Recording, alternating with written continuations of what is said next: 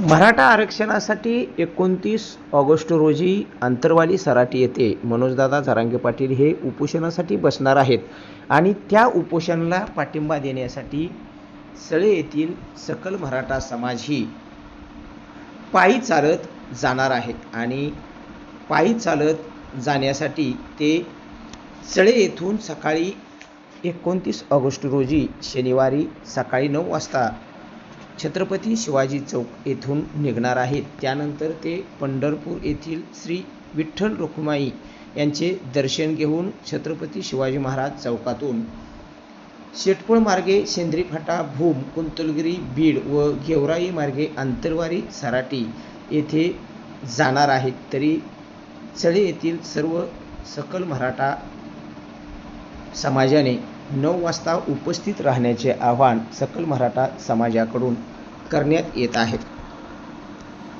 एक मराठा, जरांगे पाटील तुम आगे बढ़ो, हम तुम्हारे साथ हैं। आरक्षण आमच्या हक्काचं नाही, कुणाच्या बापाचं। कोण म्हणतंय देत नाही, एक मराठा,